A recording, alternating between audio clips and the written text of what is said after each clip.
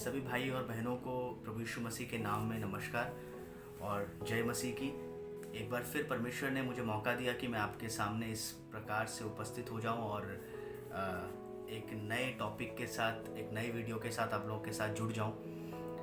आज के दिन मेरे साथ में अजमेर से भाई अमित रेल जो हैं वो बात करने वाले हैं।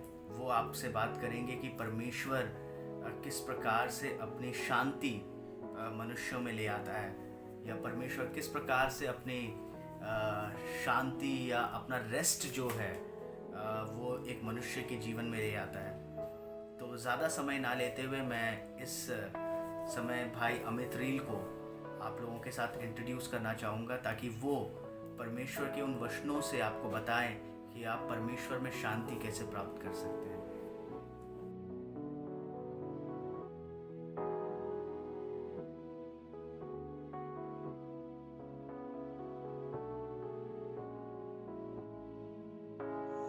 Praise the Lord. जय मसीह की। परमेश्वर के नाम की महिमा हो। आज के दिन के लिए परमेश्वर ने आज हमें इतना अच्छा दिन दिया। कोटि कोटि उस महान परमेश्वर को धन्यवाद।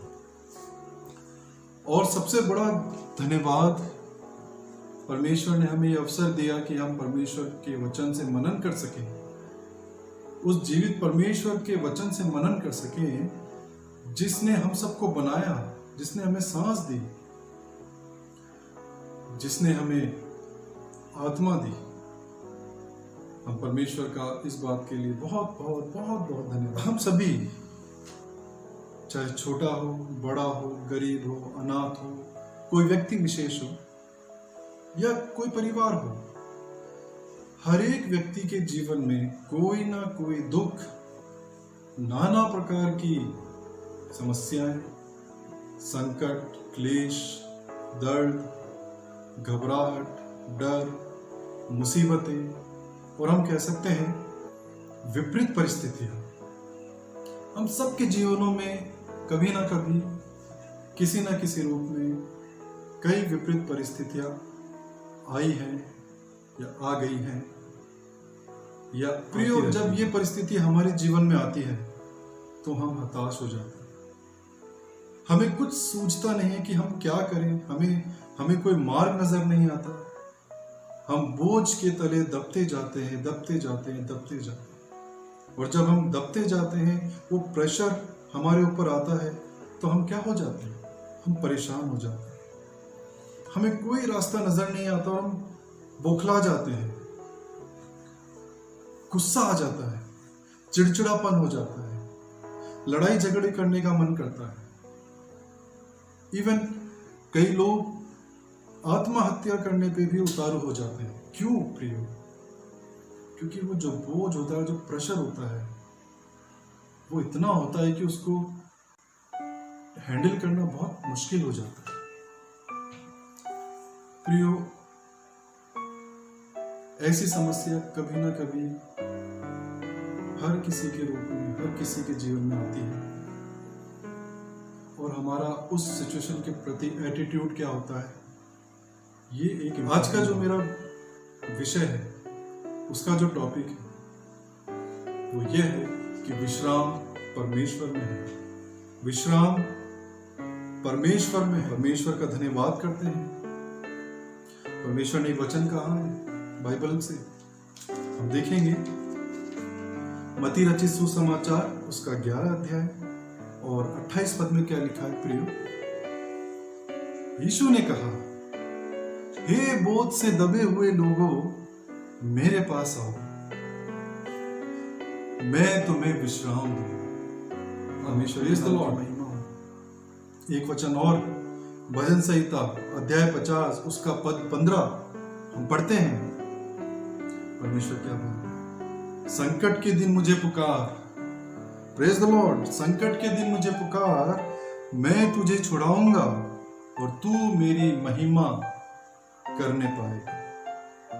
संकट के दिन हमारा परमेश्वर हमारे साथ रहता है, हमें छुड़ाता है विपत्तियों से, परेशानियों से, दुख, तकलीफ, यातनाएं, घबराहट, व्याकुलता, लड़ाई झगड़े, क्लेश, नाना प्रकार की समस्याएं जिसको हम हैंडल नहीं कर पाते। हमारा परमेश्वर हमें शांति देता है और कहता है, क्योंकि वो शांति का राजकुमार है, और वो हमें कहता है, क्या कहता है प्रियो? संकट के दिन मुझे पुकार। ऐसा महान परमेश्वर। और हम क्यों ये मान सकते हैं कि परमेश्वर ऐसे कैसा कर सकता है? क्यों नहीं कर सकता प्रियो? हमारा परमेश्वर जिसने स्वर्ग, पृथ्वी और इस ब्रह्मांड की रचना की है।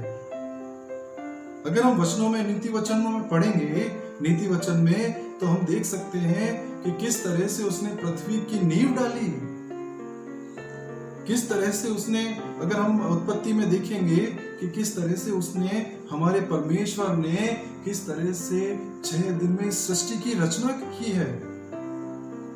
क्या ही अद्भुत कार्य अपनी बुद्धि के द्वारा किया है। मिट्टी के पुतले को श्वास दी है, जान दी है हमारे परमेश्वर ने। हम ऐसे खुदा का धन्यवाद पृथ्वी को बना सकता है, जो समुद्र को सीमा में रख सकता है। प्रियो, हम सभी जानते हैं कि इस पृथ्वी पे 70% जो है वो पानी है, लेकिन उस पानी को भी, समुद्र को भी परमेश्वर ने सीमा में बांधा हुआ है। दूसरा राजा अध्याय 4 1 से लेकर 7 तक हम देखते हैं, एक गरीब विधवा जो बहुत गरीब है, उसके पास घर में कुछ नहीं।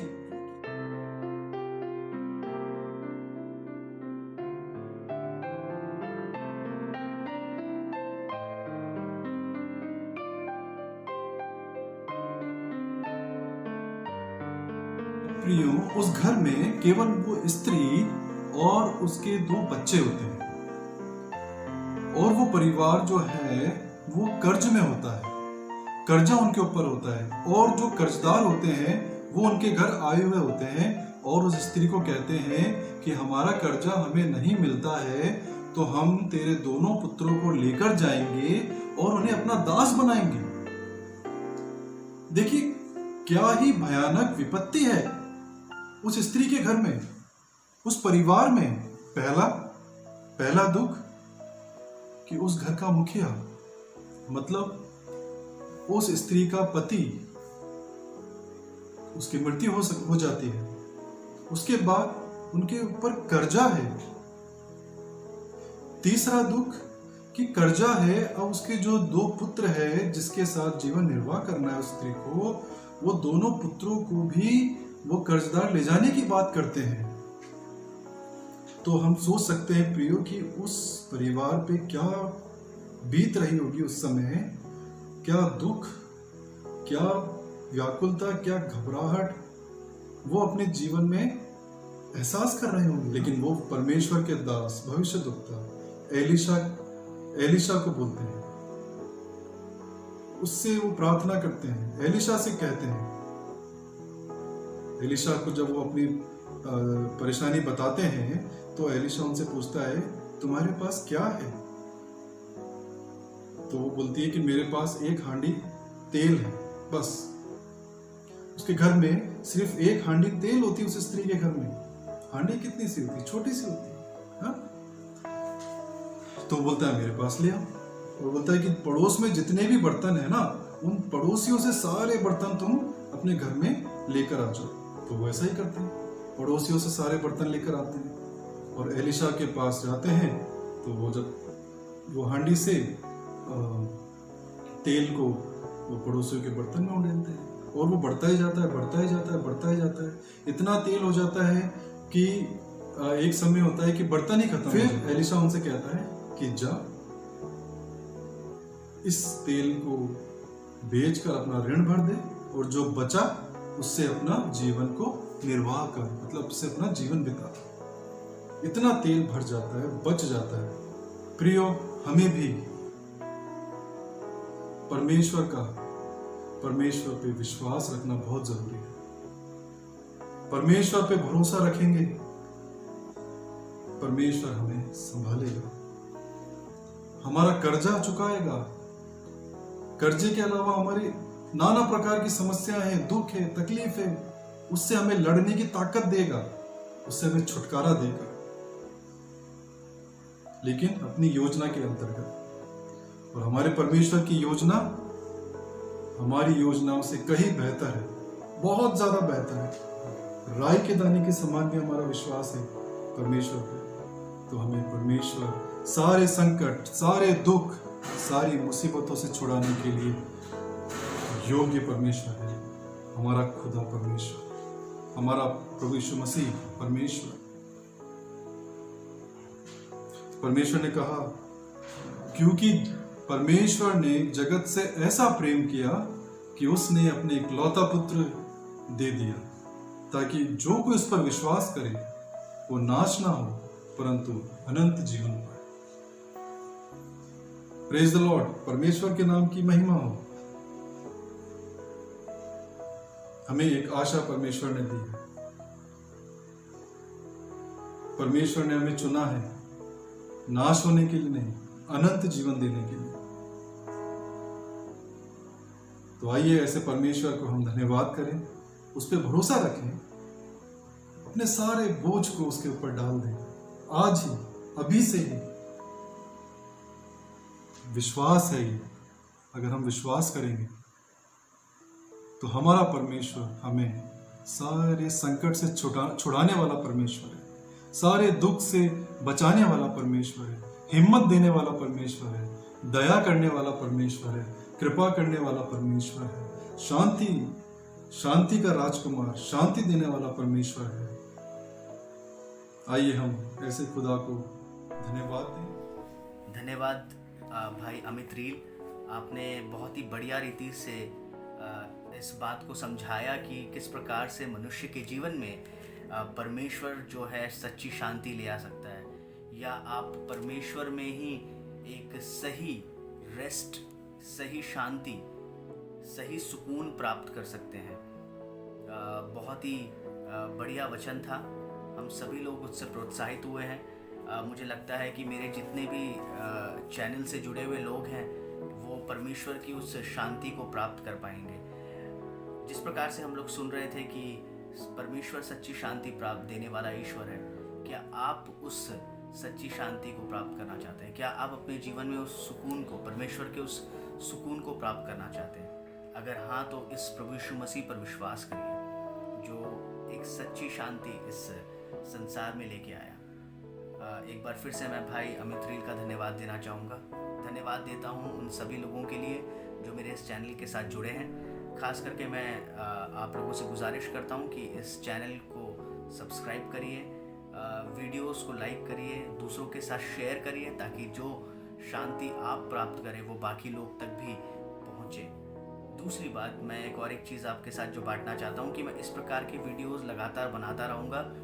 आज मेरे साथ कुछ और लोग जुड़े हैं, कल मेरे साथ कुछ और लोग जुड़ जाएंगे। इसी प्रकार से अलग अलग लोगों के द्वारा आप अलग अलग परमेश्वर के वचनों को सुन पाएंगे।